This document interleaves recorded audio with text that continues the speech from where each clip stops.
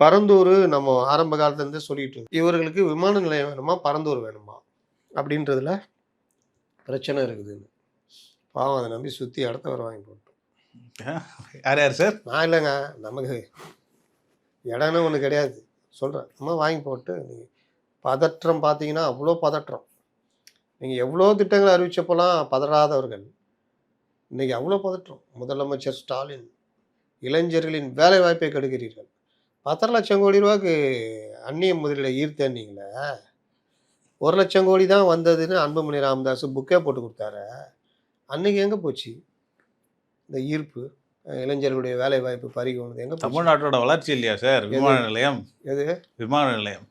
அது அதே மாதிரி தானே முதலீடு ஈர்ப்போம் வளர்ச்சி. எங்கே போச்சு? இன்னைக்கு உட்காந்து பதறீங்க, துடிக்கிறீங்க. உதயநிதி அறிக்கை விட்டார். நீங்கள் பார்த்துருக்கீங்களா? அதுக்கப்புறம் இவ்வளோ ஸ்பீடாக விட்டு ஸ்பீடு. அப்புறம் மற்றவர்கள்லாம் அமைச்சர்லாம் அப்படி துள்ளி துடிக்க முன்னாடி அமைச்சர்கள்லாம் அப்படியே வந்து இது வந்து அப்படி இது இப்படி அது அப்படி அதெல்லாம் எப்படி தெரியும்?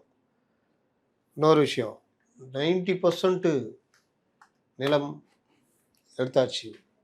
1700 ஏக்கரோ என்னமோ தான் எடுத்திருக்கா, கையகப்படுத்திருக்கா. இதில் வந்து பார்த்தீங்கன்னா மொத்த ஏக்கர் 5746 ஏக்கர். இதில் 1700 ஏக்கர் மட்டுமே கையகப்படுத்திருக்கு. இது எங்கே 90% வரும்? 20% கூட வராது. 25 தான் வரும். ஏன் பதறீங்க? எதற்கு இந்த பதற்றம்? உங்களுக்கு விமான நிலையம் வேணுமா, பரந்தூர் வேணுமா? அதான் பெட்ரோமாஸ் லைட்டே வேணுமா?